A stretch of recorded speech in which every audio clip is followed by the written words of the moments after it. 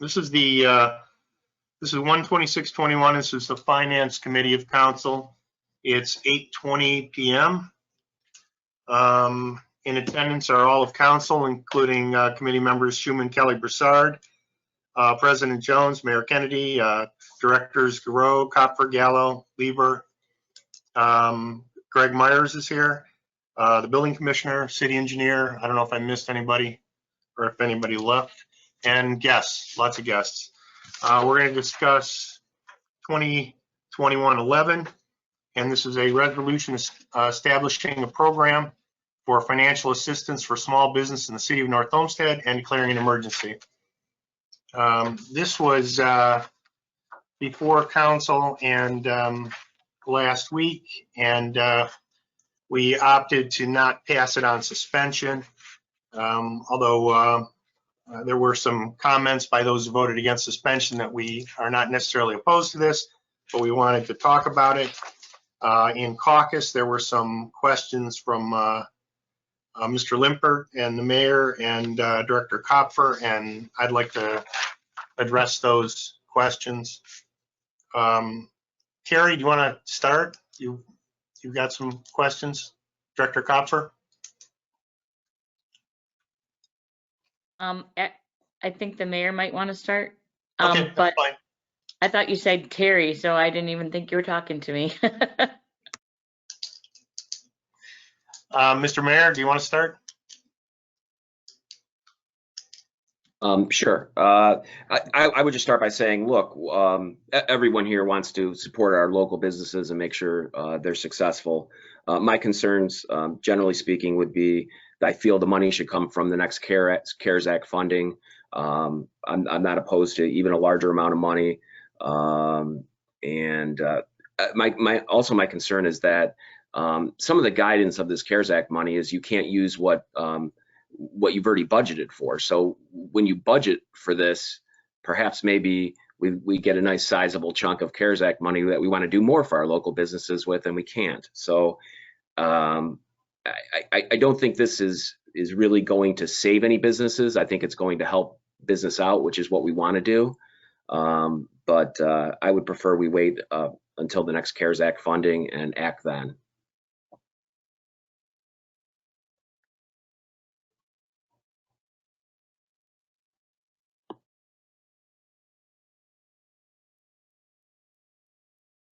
The mic was off, I'm sorry. Director Kopfer, you want to go next? I just wanted to mention that I was concerned whether the Economic Development Fund was the appropriate fund for the expenditures to be made out of. And I look back at, and mind you, this is a dated ordinance, but to establish the fund was hereby create an Economic Development Fund within the Special Revenue Group for the purpose of providing funds for schooling, promoting and publicizing commercial and residential economic development and redevelopment.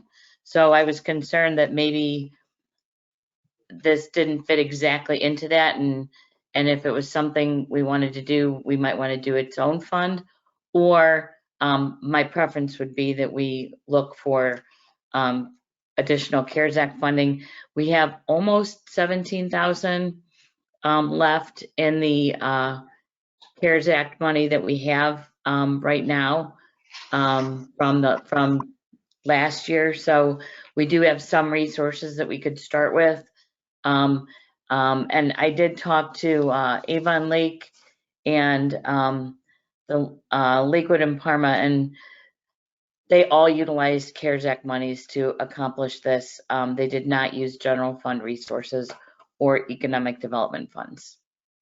Now, does anything preclude us from using general funds and then creating a separate fund and then going ahead and putting more money in there when the CARES Act, potentially more CARES Act money comes in, whatever they're going to call it?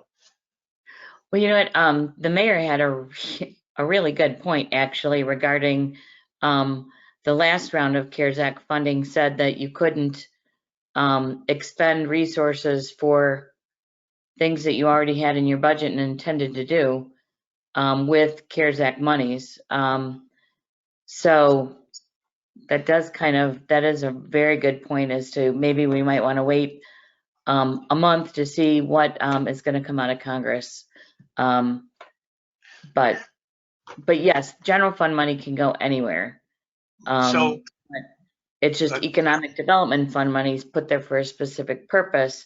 Right. And it's kind of there, but like, But for there's example, the nothing- job creation grant money and retention grant money that we pay that out of the general fund, out of general fund dollars. We I don't guess what pay I'm asking now is, if we go ahead and do this, there's nothing stopping us from taking more CARES Act money, or whatever they're going to call the next round of this, and putting it into that fund if we create this fund. I guess that's what I'm asking. I mean, we can enlarge this if we want to, when we have the more funds available to us. I guess the point I'm looking at is we did a bunch of stuff to City Hall and some of the other buildings, the stuff that needed to be done to make it safer. I was at City Hall today. I was very impressed with how much safer it is there, although I got in and out of there as quick as I could. But obviously we are in a position now where we could put more money toward this kind of thing. I'm also got a lot of concern. I understand that something like 30% of tenants are behind in their rents right now. And we're looking at potentially, some huge evictions when these moratoriums finally are lifted, which I know they've been extended, but come September, you could have people owing a year plus, and a lot of people will be out of their homes, and we might be able to use some of that CARES Act money for them too. Could we put a fund together and use it for multiple purposes for that kind of stuff? Carrie? I'm thinking, I'm sorry. Okay. I mean, we can create a fund for any purpose you want it to be. I mean, but if you create it, if we get CARES Act money, it gets paid for out of the CARES Act dollars. I And it understand. gets paid for out of the CARES Act fund.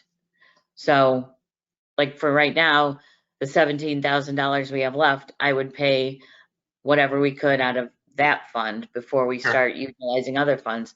And I guess I think that I agree with helping the businesses, but I do want to I want to make sure that we have our capability of doing it with CARES Act dollars that are coming down the pipe as well.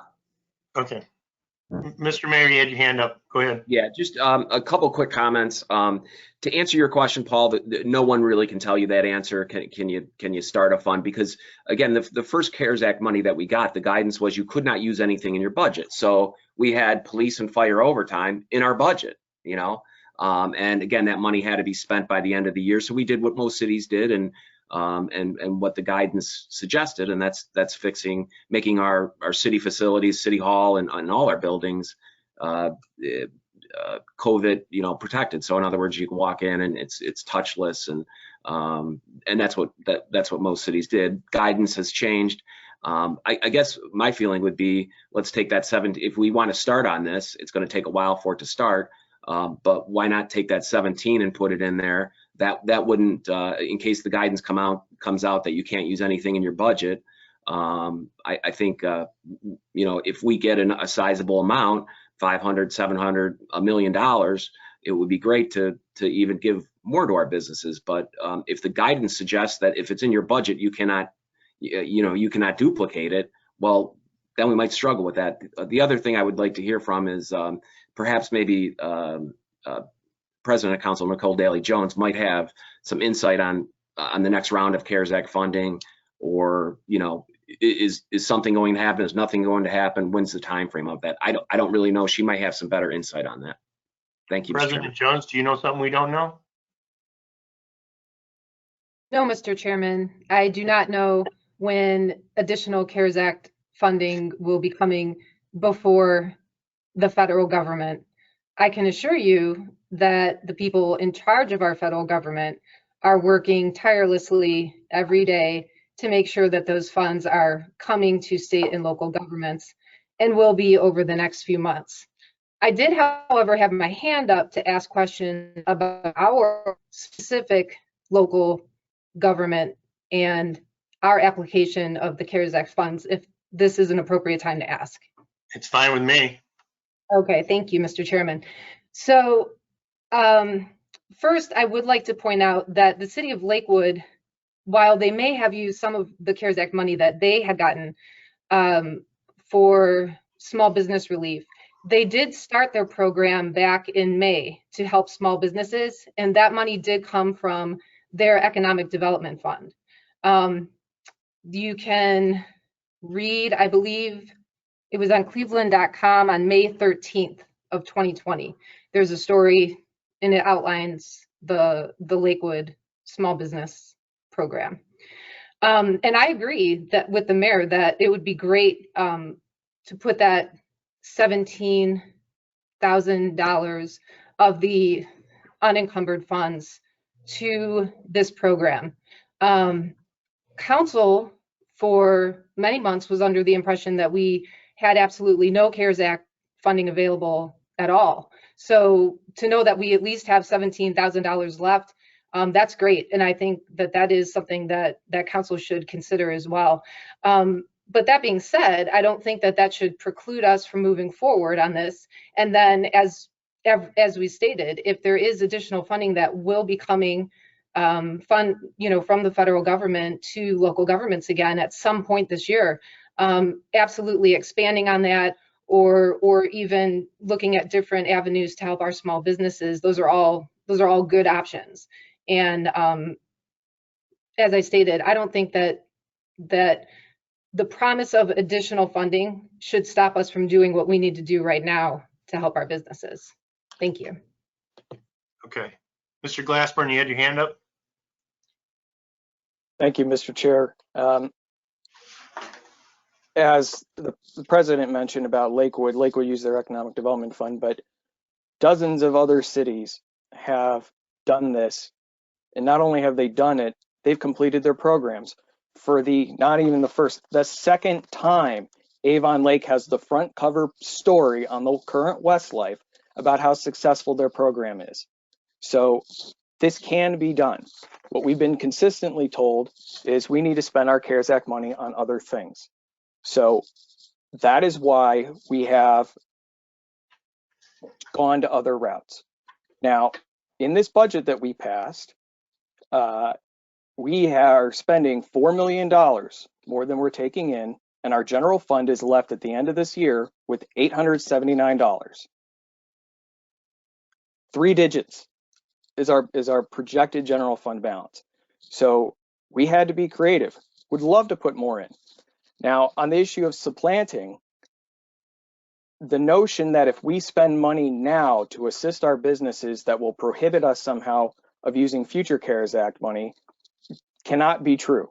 If that is like saying that if we bought Clorox wipes prior to the CARES Act money, we can't buy more Clorox wipes. What you cannot do is supplant money you already intended to spend.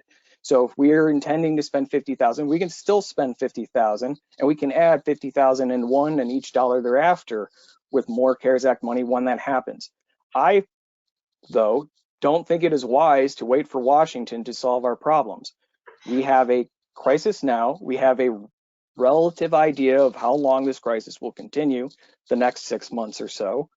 Now is the time. If we are going to do this and we are going to assist our businesses, now is the time, not 3 months from now, not 6 months from now, as soon as we can. Thank you. Councilwoman Heeman? Thank you, Mr. Chair. I believe the time is now. I believe we worked hard at finding money in our budget to do this now. I will venture to look back at things that had been proposed. There $4,000 for masks, face masks for residents. We're still wearing face masks.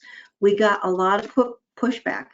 I got big pushback on wanting to provide face masks for our residents and their children. That program was a huge success. You know, you all voted ultimately, but it was a struggle. Nobody really was like jumping on that.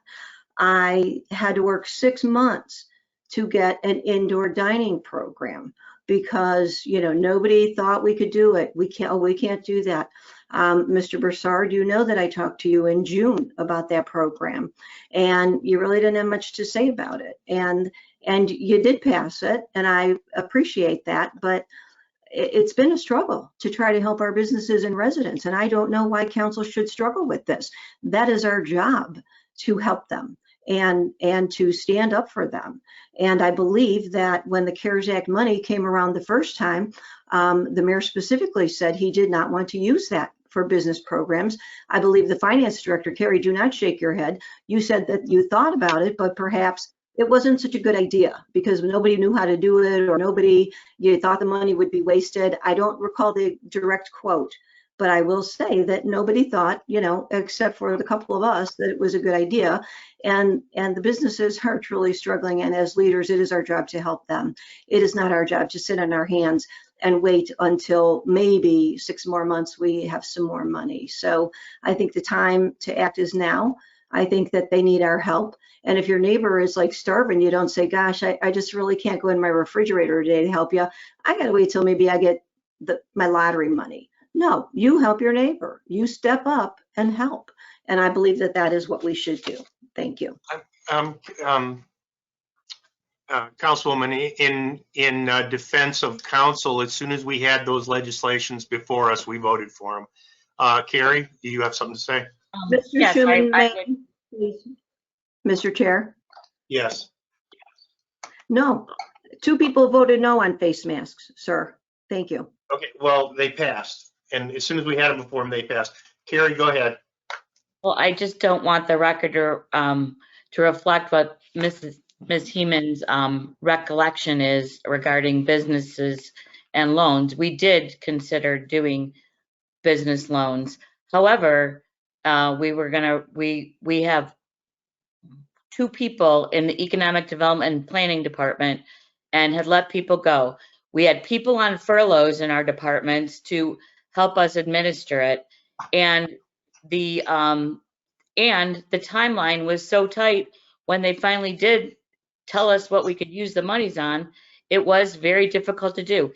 Avon Lake was successful because they utilized their Lorain County Chamber of Commerce, and Parma and Lakewood are much larger cities and have much larger staff than we do to accommodate it. So with all due respect, the timeline, what we had at the time was we had to spend it by the end of the year, and it did not fit with the staffing that we had available. So that was why we didn't do it at that time. We agree that this is a great idea to move forward with. I have problems with utilizing general economic development fund monies toward it, because I think we're going to be looking at some things regarding future retail that we might need some economic development consultants and expertise, and we'll have spent it all. And there's not a lot of money that goes in there every year. So if I would prefer that we use the 17,000 leftover that is from purchase orders that were paid and cleared at less than what they came in, what the original purchase order was for. So these are just scraps from all the things that were left out there. So it's not that it was a big chunk of money there. It was one or two purchase orders that, and one of them was unemployment. So that is the problem with why there's $17,000 left. And once I heard that they weren't going to need to spend it by the end of the year, I wasn't worried about it, because we could spend it on things in 2021, which made me happy. I would recommend you do it in a separate fund. I would not do it out of the Economic Development Fund. I would not use economic development monies. I'm okay with moving general fund monies, but I would say I'm hopeful that this is going to be just a little bit longer, but I can't say for sure. So we have a bare bones budget, and while the original projection before we had our unencumbered balances and our final things was $859, I've been preparing for our rating presentation. And yes, we do budget that way, and we've budgeted that way as long as I've been here. However, for the last 6 years, the revenues, current year revenues, which legally revenues are considered to be unencumbered balances and current year revenues, equal revenues available for expenditures. The revenues for just the current year, however, have exceeded the expenditures even in 2020. We were successful, not by much, but we did it. So with all due respect, there are a lot of reasons why we want to make this better. We don't want to inhibit it, but if you budget to spend it, if you only wanted to spend $50,000 on it, and we take those resources and do it, you can't then just only spend $50,000 and use CARES Act money. It is called supplanting, and that's what we were saying. Maybe it wasn't clear. So I would like a separate fund. I would like you to take monies not from economic development. And I think there's some other things that need to happen in the oversight of it, but I'd love for the chamber to do it so we don't have to do it, because we're limited on what resources we have too. You said that the Mr. city, Chairman, I My read this. rebuttal, Mr. Chair. You know what, I'd like Mr. to talk about the legislation and not talk about this other stuff. And I will address that for you. I promise I will. Okay, fine. Let's talk about the legislation. Go ahead. Yeah, we will. Thank you. Thank you. I did, in discussing this with Councilman Glassburn and the other council that, sponsored this, we did talk about the North Olmsted Chamber of Commerce participating. I did reach out to them today, but did not prior to this, because the reality is we didn't have anything to reach out to them about, right? But we didn't get that far in the discussion of, that they should or shouldn't be called upon. I believe that they are the correct source as one of the seats on that panel, because they do know our small businesses. They do know all of those folks. So I did reach out today. I left a voicemail for Mr. Sobolewski, who's on our call. Welcome, John. And also for Shelley McQuaid, who is a vice president of our Chamber of Commerce. I don't know what their opinions are about serving or not serving, because we're not in a position to ask them. We don't have legislation yet. So yes, Mr. Schuman, that was part of the plan. Yes, Carrie, that was part of the plan. And I don't understand how it is we get paid with taxpayer dollars, don't roll up our sleeves and just get the work done. We cannot make excuses for lack of staff or this or that. We get paid good money to do the work. So that, I think, is this. Again, let's talk about the legislation before us right now, okay? I'd like to go ahead. I'm sorry, Mr. Schuman. Then you direct Mr. Council that is in favor of this. We You just want to direct we the would like finance fine director tune to this. state Mr. subject. Limpert had some concerns. He's had his hand up the whole time you have. Mr. Limpert, you had some concerns about the legislation? Go ahead. I did, Mr. Schuman. So I had a question back to the finance director, because my thought was on the committee for review that that it should be represented by finance, the administration, and council, and that if we were to have the Chamber of Commerce involved, that would be a resource where they know the businesses, as Ms. Heeman mentioned, would be a good advocate for feedback on applicants. But from a approval standpoint, my initial thought would be that it would be a administrative council and finance. So Ms. Kopfer, it sounds like, if I understood you correctly, you think that would be better suited for the Chamber of Commerce to be on that board than finance? I said that is what Avon Lake did successfully, and they were not involved in reviewing the applications. The chamber handled all that, and it's the Lorain, I think it's not Avon Lake Chamber, I think it's the Lorain County Chamber. So they may have more resources than our chamber does too. So, but I just, if you want it out quick and get it done, that's what I was thinking about. Okay, Mr. Sobolewski, you wanna chime in on this? You gotta unmute yourself. I'm doing it. Ready? Good evening, everyone, and thank you for having us here today. Special shout out to Jim Burns, who is on the North Olmsted board. And I'm very 100% familiar with Avon Lake. That's the North Coast Chamber. We work with the Lorraine County Chamber. We work with Mayor Zilka. So we're totally familiar with these programs. Sidebar, I happen to be director of North Coast Chamber also, and I am president of NOAC, which is 126 chambers throughout the state of Ohio. It's an organization that I run that organization also. It's as simple as could be, Mr. Burns. I don't have approval from our board, but I can say without a doubt, the chamber would welcome any money to businesses that we could get. It's a no-brainer. All right. We would welcome any money. We thank you. Anything that the chamber can do to help by being on this committees. Chairman Mary Ellen, we would lovely support this committee. We are familiar with how this was done at Avon Lake and other cities. Now, I do want to say we welcome the money. I wish there was more money. And I also got to take a side note. I'm on a double-edged sword here. I am a resident of North Olmsted. All right. And as a resident of North Olmsted, I question whether my tax dollars should be going for these businesses. This is me personally. I'm not representing the chamber on this. Okay. This is me personally. As chamber director, I support businesses to the max, but also all these organizations that have used this money did use CARE Act money, including, Avon Lake. All right. It's a success. It works for it. And I'm going to go way out on a limb and say, if we could get CARE Act money, why only 50,000? Maybe we could get 100,000. So I hope you know where I stand. We will take any money we can.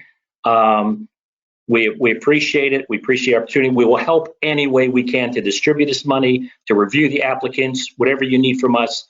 The chamber is there. We will contact all the people. But at the end of the day, too, I have to be right up front with you and tell you that all the other organizations that I know did this used CARE Act money. Okay. Council President's had her hand up for a few minutes. Thank you. Just a quick note that the city of Brook Park also has legislation that that they are considering for the same purpose. And if you look through their meeting minutes, their finance director recommended that instead of using CARES Act money, that their city should use the general fund money for these types of programs. And so I know that they're in talks right now in their city council with the same subject. Also, I just wanted to point out that a series of meetings that this council had in August 4th, September 22nd, we were talking about CARES Act money. Council members did bring up small business relief, and they were told by the administration that there was no money available because it was tied up in other programs. And finally, just to, I guess, fall back on my day job, CARES Act money is your tax dollars. It's your federal tax dollars. So we're all paying for everyone to be supported right now through this pandemic. Thank you. Sounds more like my grandchildren's tax dollars, but I agree with you. Okay. All right. Mr. Sobolewski, if I could ask, if council were interested in going that route, the Director Kopfer suggested perhaps the chamber could handle this entirely. Was that something that you believe that you guys would be willing to do? Absolutely. I know you have to go to your board. I understand that, but just curious. Yes, I am sure. I made a few phone calls to the executive board. Any way that we can help out, we can help out. who would help out. We have the chamber members that we could get this information out to, but we would need all the businesses in the city from the city to get this to everyone. Sure. Okay. All right. Mr. Glassburn, you got a thought on that? Thank you, Mr. Chairman. I just wanted to point out that the 3 members of this board are one appointed by the mayor, one appointed by the council, with no restrictions, except for that those members appointed cannot receive grants from this fund. And then the third specifically talks about somebody associated with a chamber or a chamber-like organization. We're not prohibiting all 3 of these appointments being chamber members, chamber staff. It's merely a process to just get this done as quickly as possible. So if all 3 are chamber members, great. If 1 out of 3 is a chamber member, great. Just want to get it done. And I believe Councilman Kelly has had his hand up quite a bit as well. Okay, I'm sorry if I missed you. Mr. Kelly, go ahead. Just want to echo a couple of the other council members. I'd like to see this get moving as soon as possible. I'm not in favor of a wait and see attitude to see what kind of money may come in the future. That's simply my point. Thank you. Okay, Mr. Glassburn, Ms. Heeman, you guys are sponsors of this legislation. Would you be opposed to Director Coffer's idea about turning this over to the chamber?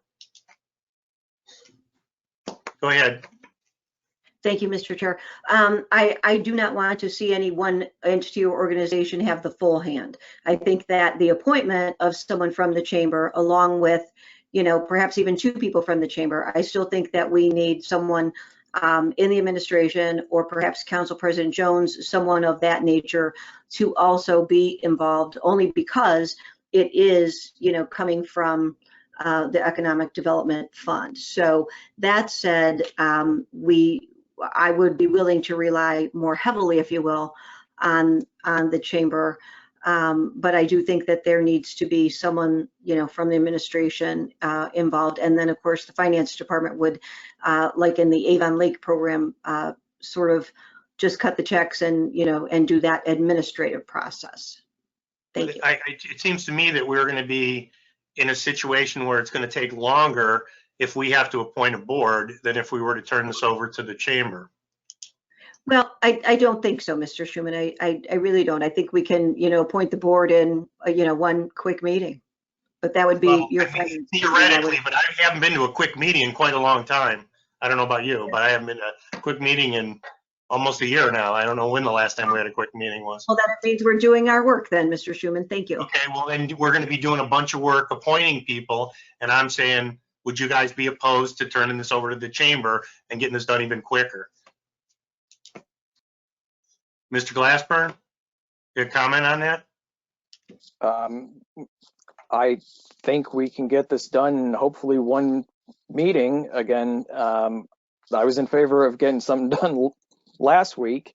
So again, whether we appoint members that are chamber members and vote on it, or just delegate the chamber, that's fine. I don't want an amendment to delay this 2 weeks. I don't want an amendment to delay this any longer than is necessary. So that's my concern. Okay, I'm just looking for some consensus here. I'd like to get this going as fast as possible too. Mr. Limpert, you've got your hand up. Yeah, thank you, Mr. Chair. I just had 2 questions. So one is, if it were to go over to, say, the chamber run, how do we review or audit that process, or what are our requirements as a city if they run that? So that's kind of my first question. Mr. Garreau, you got an answer for that? Thank you, Mr. Chairman. Director Kopfer, one of the concerns is when you're dealing with an expenditure of funds for a public purpose, you know, there is the requirement that there's accountability. So we're going to have to create. So if the chamber's running this, we're going to have to the money's coming from us, no matter who the chamber. We're not handing them the money over to the chamber. The chamber is still the ones that are vetting it and determining who's eligible. But ultimately, we're the ones that are going to be cutting the checks with Director Kopfer's name on them. So that's where the accountability is going to come. We'll be able to watch it. You know, assuming that we're kind of deferring to the skill set of the chamber to properly vet anybody that might be in need. But in the end, the ultimate responsibility for whether those monies are spent properly relies on me and the director, Kopfer, my approval and her authorization to issue the money. So I think I'm comfortable that there's going to be a way that we can make sure that it gets done properly. Nobody's going to be getting an inappropriate check or something like that. But ultimately, the responsibility lies with us, and we control every dollar that goes out the door. So we'll be able to identify where it goes and make sure that it goes to its proper place. You talk like a lawyer sometimes, Mr. Garreau. Thank you, Mr. Garreau. I think that addressed my question. I do think that sometimes. Sorry about that. the only point I would make, Mr. Chair, can I? Go ahead, Mr. Limpert. So I think that answered my question. I think the key is that we have, you know, full transparency on the selection and recommendation process that's tied into that as a council. So we understand what that process looks like if we were to go that direction of not appointing the members. And then the second thing I wanted to make is a recommendation that based on the finance director's recommendation, we go outside of the Economic Development Fund and use the general fund for that. But I also agree that we shouldn't wait for CARES Act money to try to get this implemented based on timeline of where we're at and what other cities have experienced thus far. Thanks.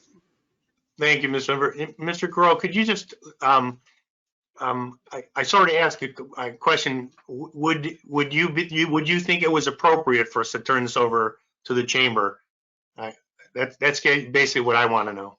I don't necessarily look. Do I think there's anything unlawful about it? No. Do I think that if you're asking the chamber to assist you on how we should distribute this funds, that council has appropriated them and council agrees with the program?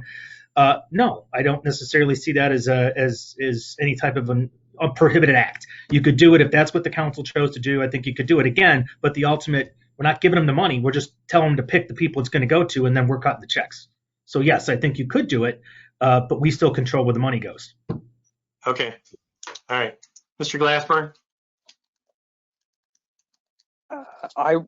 Mr. Chairman, I would be preferential to retaining the 3 appointed members.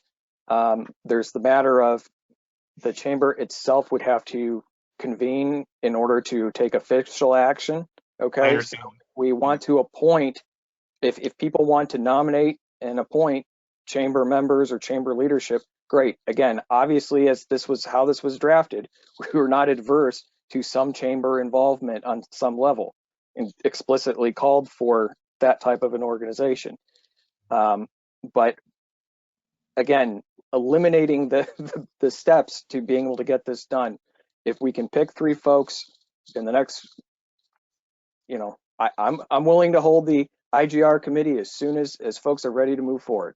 Okay, I appreciate that. Ms. Williamson, you had your hand up. You still? Thank you, Mr. Chair. I'm having a problem with this mute button tonight. I do agree as well. I would like to see the board members consist of what's in the legislation rather than, you know, giving all the authority over to the chamber to make those decisions. Thank you. Okay. Mr. Kelly?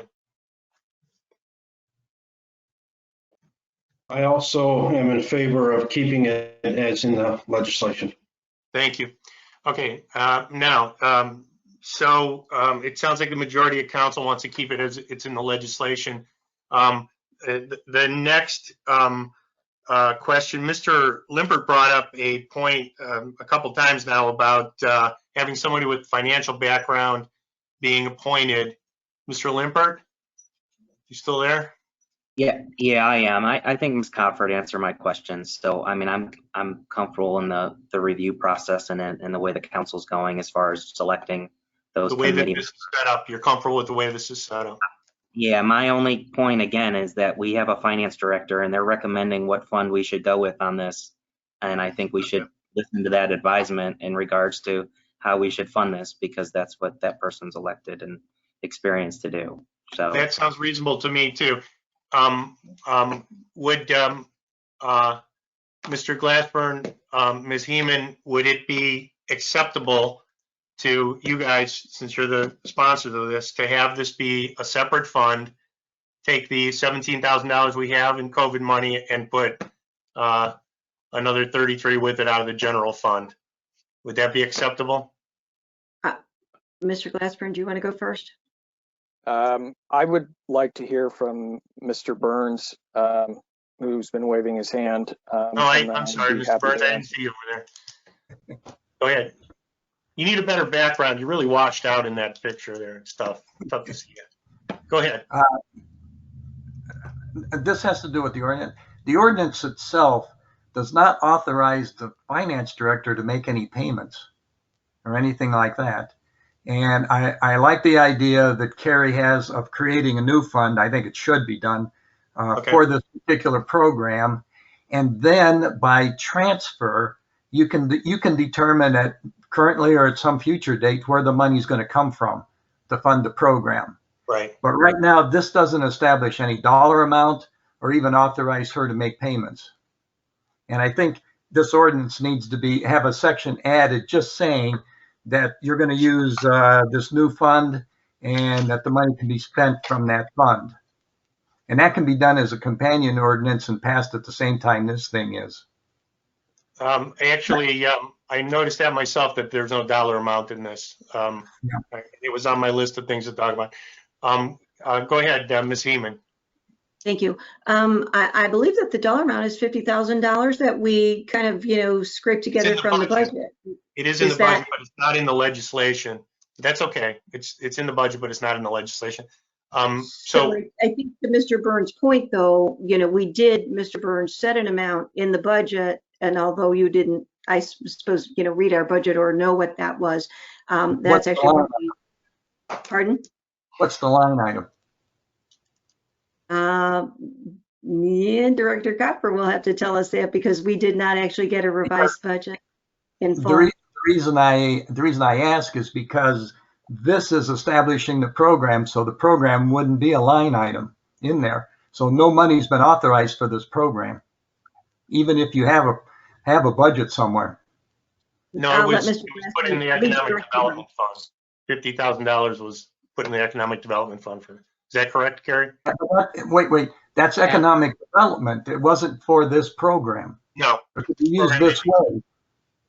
Money was moved into the economic development fund for this purpose in the final temporary budget.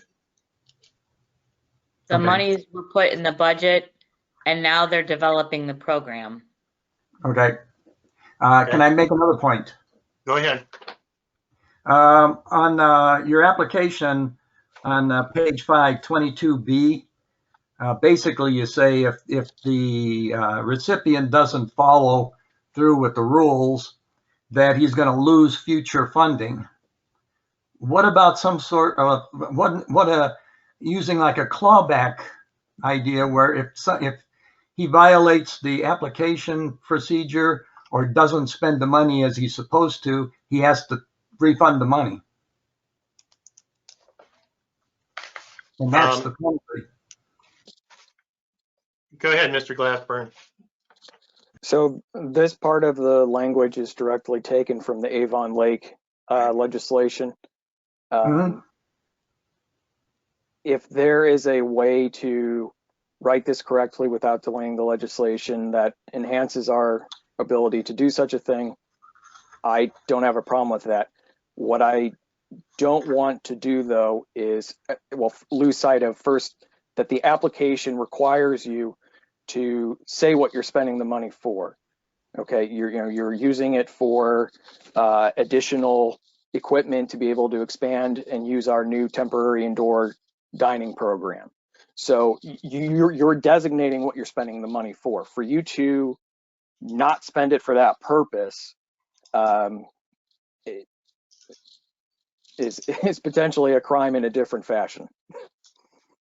Well, yeah, but for example, the federal PPP program, if you don't spend the money the way you say you do in the application, you have to give the money back. Understood. So, and typically that's the penalty for grants. If you don't spend it the way you're supposed to, you have to give it back. Mr. Carreau, would that be possible to pen something that would be appropriate? I can say that, yes, I can pen something that would be appropriate, but I have to tell you, administratively, how are you going to do that? How are we going to audit each one of these? Who is going to audit each one of these to determine that somebody got $500 or $750 or $1,000, and then they're going to submit receipts or they're going to submit proof of payment? If you're giving somebody a $30,000 grant, I think you really need to be vigilant on how that's. If you're giving somebody a $500 or $1,000 grant, how are we going to go about administratively making a determination without the resources of the federal government and the IRS and their PPP loan? I just don't know, practically speaking, how you would do that. And quite frankly, they've established on the front end their need, and they've said that they're going to use it, and maybe you're going to take it on good faith that that's what they're doing with it. If we were talking about, I mean, is there a max loan amount on this? $2,500. Yeah, I mean, then, and I couldn't remember, I'm sorry, but I think we're going to have to administratively talk about how you're going to do that. Do we want to then conduct audits of all the money that went out the door? I don't know. I don't think we necessarily have to, but if you do, I don't know how you're going to go about doing that. So yes, long answer. Sorry, lawyer answer. Yes, I can write that language, but you guys probably need to think long and hard about how that's really going to work. Well, the penalty you do have stated in here, you still wouldn't be able to follow that to impose that penalty. So basically what you're saying is there's going to be no penalty.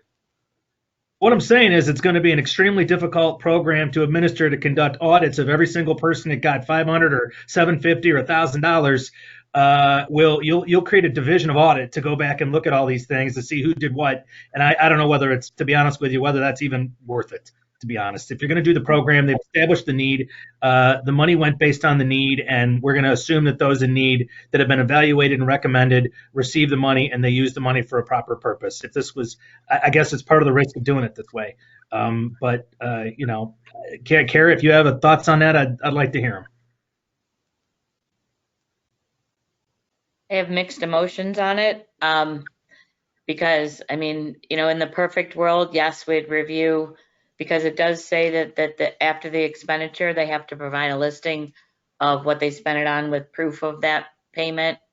So yes, I would say that we acknowledge that we would look at it. But that's why I like the model that gives the authority to do that follow-up and that administrative work to the chamber, or, I mean, I don't even know, creating a committee to do it, they have no authority. I don't know. I just, it's going to end up having to be the finance department, because I feel that, that if we're giving grant monies, we have to make sure that they spend it for the purpose that they spend it on. Mm-hmm. I'm afraid. Go ahead, Mr. Burns. You got something else? I have one last item. Okay. You're prohibiting from the program any business that uses 1099 type people instead of payroll. And we have businesses in this town that use independent contractors, but they also have utilities and rent and that sort of thing, which this money can be used for. So my suggestion is, don't prohibit businesses with independent contractors from being part of the program, just prohibit payments to independent contractors by those businesses. Any of the sponsors want to respond to that? Mr. Glassburn? Once again, on that portion, lean on the experience of Avon Lake, which exempted the 1099 employees. The purpose of that is not that you cannot spend, it's not so much to prohibit 1099 employees being, or payroll expenses. It's to not have them count as employees for the purposes of this legislation. So and those other exclusions, we're trying to focus this on permanent employees and small businesses in the city. So, yeah, but my point is there are businesses that only use contract employees, and you're prohibiting them from any part of the program.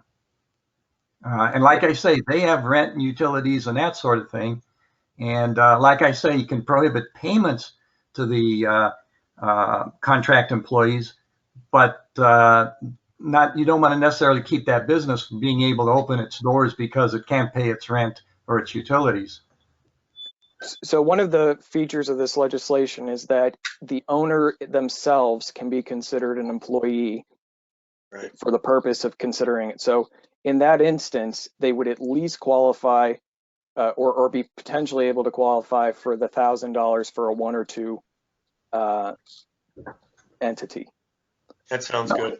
No, what I'm saying, the way it's written, if you have contract employees, you are not eligible for the program. Mr. Chair. Go ahead, Mr. Limpert. Yeah, I mean, I guess whether it is or not, I mean, I think there's a good reason to not have 1099. I understand there could be exceptions, but based on the amount of our program as a whole dollar amount, unless we start running across where we have a shortage of applicants, I think the way it's written is a good starting point for getting this program going. And if this grows, we can certainly, evaluate whether those with 1099s, the program should be, expanded to include those. But, I certainly don't think we're going to run into a shortage of applicants based on this criteria. I'm comfortable with that also. Go ahead, Ms. Eamon. Thank you, Mr. Chair. I agree also. I mean, the idea here is let's get the program going. We know that we have probably more businesses in need than we have money, and that fit this criteria easily. And then if there is more money that becomes available through CARES Act and we can expand the program, then we do so, and then look at those other features of 1099, et cetera. Thank you. All right. Go ahead, Carrie. You got something else? Well, just like these things are probably going to come up again and again on little things like, is LLC or sole proprietor, like things like that, and that maybe we want to change. And is there a way that you can make someone responsible for making minor changes to the application process so that it can continue to move forward? Or does it have to, because there's details there, is this the only way it can be, even if it's not really functional in certain areas? Go ahead, Mary Ellen, you got a comment? Yeah, thank you. I'd like to just point out that, this question has come up twice now about should a corporation or an LLC, like which would qualify? Okay, and I think it's important to know the structure of those businesses. So for example, I can be a one-person business and be a corporation and hold all the shares in my corporation and do the tax reporting and all the reporting to the Secretary of State's office and blah, blah, blah, because perhaps personally, I own so much that I wouldn't want to put it at risk in litigation, okay? Or I could be an LLC, or I could be, so I think how an entity is structured is not relative to what our program is about, because people make those choices based on their personal financial situations and or what's best for them. So I don't want to get bogged down in are they a corporation or an S Corp or an LLC. I think that's a somewhat irrelevant kind of point. Thank you. Mr. Lasper? So this doesn't prohibit any kind of specific business structure. The reason that there's that line on the application is that it is possible for an entity to have the same name and be an LLC, and another entity have the same name and be an S Corp, et cetera. It's purely an identification question to make sure we have the correct entity. That is it. Okay, that sounds reasonable. I'm going to bring this up one more time because it sounded like something that we could work with. Would these sponsors be comfortable with us creating a separate fund?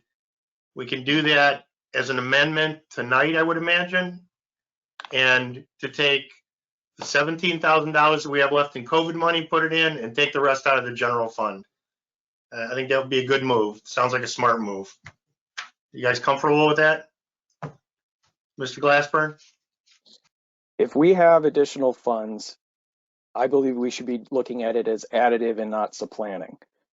For Avon Lake, which again is a smaller community than us, their first round, they went through 62,000. And on top of that, they didn't include the 1 and 2 businesses. They did businesses only 3 to 50 employees. So my expectation is the demand would exceed 67,000, not be less than. Well, I don't think there's anything such thing as extra money. I'm not sure that that's exactly, you know, we budgeted for $50,000 for this program to start it out. You know, we have some money available to us. I'd like to see us do a separate fund to begin with. That makes sense to me.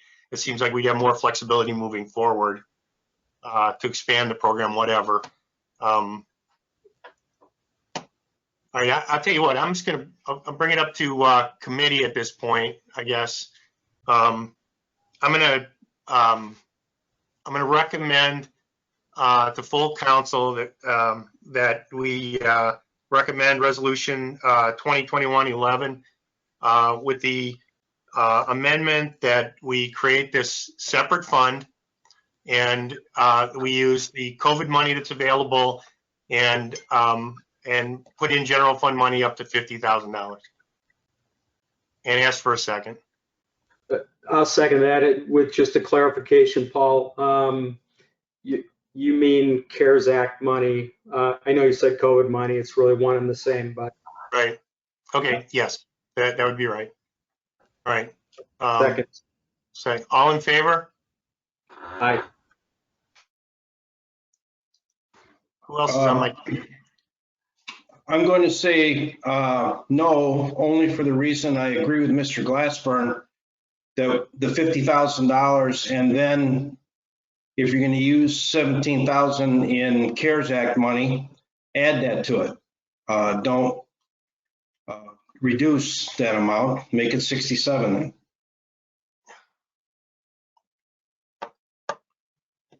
Okay. Well, it passed 2-1. You had your hand up, Council President. Go ahead. Thank you, Mr. Chairman. I just wanted to ask then, would council, would we need to prepare a transfer ordinance then for our meeting next week? Carrie?